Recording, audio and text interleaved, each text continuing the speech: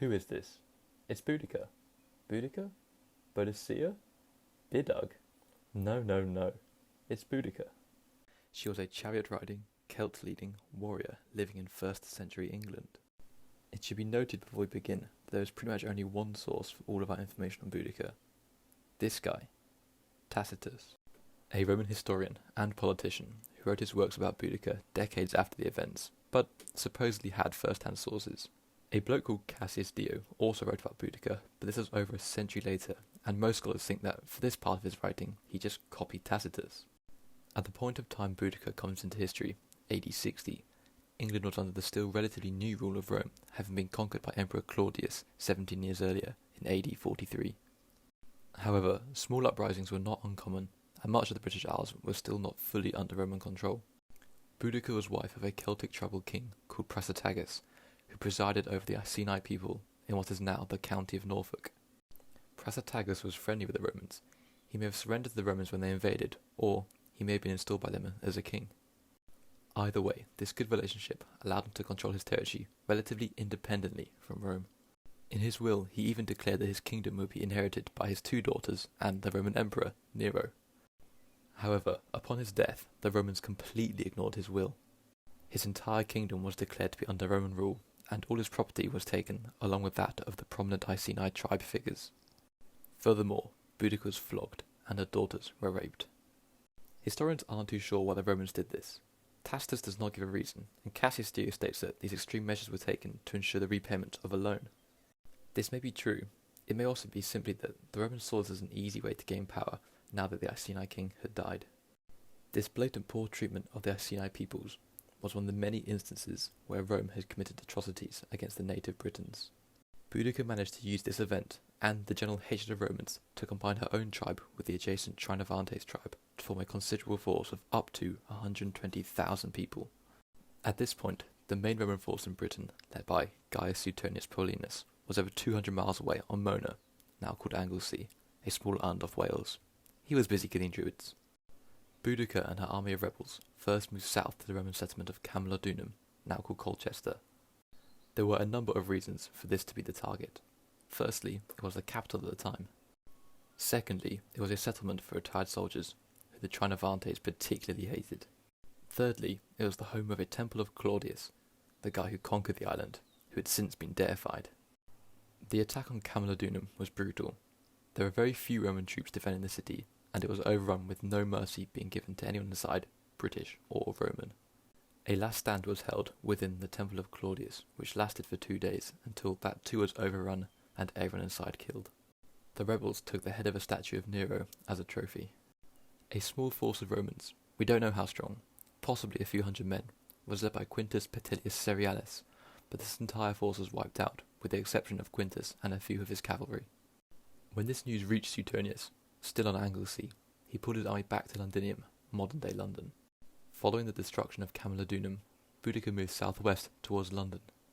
After some quick analysis, Suetonius concluded that he could not defend the settlement and ordered its evacuation. He abandoned the city, which was subsequently destroyed by Boudica and her army. Inhabitants were tortured and killed. Suetonius moved northwest with his army, which had now grown stronger, gaining men from auxiliaries, the Gemina Legion, and some detachments of the Valerii Victrix. In total, Suetonius had perhaps 10,000 well-trained, well-equipped men.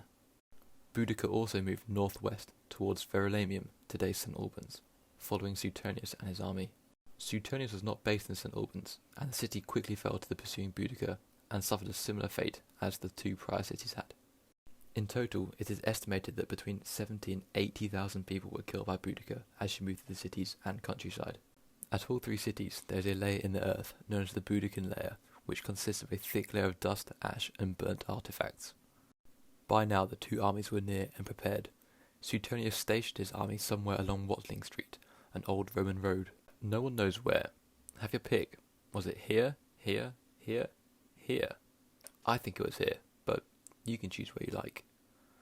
What we do know from Tacitus was that Suetonius had picked a careful location, a small defile, a sort of gorge or pass between 2 hills, with a forest at its back. This would reduce the chance of encirclement and flank attacks, and help to funnel the more numerous Celts down into the valley and straight at the better equipped Romans. Suetonius placed his experienced legionaries in the centre, with less experienced auxiliaries on the flanks and cavalries on the wings. Boudicca's army, on the other hand, was poorly disciplined and equipped, with their wagon train placed at the back of the army in a crescent shape, apparently so families could watch the oncoming victory. Generally speaking, Celtic armies had little organisation, and on offence used close-quarters sword tuning. This is a poorly organised approach to battle. Additionally, many Celts fought with little to no armour. Despite the inferior equipment, the sheer number of people in Boudicca's army would have been an unnerving sight. At this point, it is estimated her army comprised of 90,000 men. Before the battle commenced, Tacitus claims both leaders gave speeches to their troops, with Boudicca rousing her troops via the mistreatment of her people by the Romans and their fight for freedom. Suetonius, on the other hand, attempted to calm his troops, pointing out the poor equipment, skill, and organisation of their opponent. Whether or not either of these speeches occurred, or are even close to the truth, is a different matter. Additionally, as the only source of information comes from a Roman, it should be noted that the army numbers may have been skewed to make the Roman army seem even more outnumbered than they actually were. The battle commenced when Boudicca led her army straight toward the Roman centre. As Suetonius planned, this funneled Boudicca's forces into a tightly packed mass, mitigating her numerical advantage.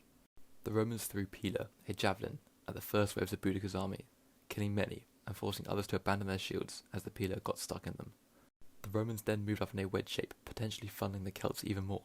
Boudicca's army, without armour or proper organisation, stood little chance against the heavily armoured Romans. The battle quickly turned as Britons were cut down by Romans and Boudicca's army attempted to flee, only to be blocked by the wagons at the back of their army. With nowhere for the army to go, the Romans slaughtered their opponent. According to Tacitus, 80,000 Britons were killed, in comparison to Rome's 400. As mentioned though, these numbers need to be taken with a grain of salt. Boudicca was not captured by the Romans, and most likely took her own life by drinking poison, after seeing the fate of her army. This victory for the Romans helped to solidify their rule over southern England, and allowed for Rome's eventual expansion further north, culminating in the Battle of Mons Graupius 23 years later. But what happened to Boudicca? No one knows where she was buried, and over time she's become a cultural icon, a folk hero of England, as the person who led the biggest English uprising against the Romans. She even has a bronze statue outside the Houses of Parliament. Alas, like many English things, she was ambitious, but rubbish.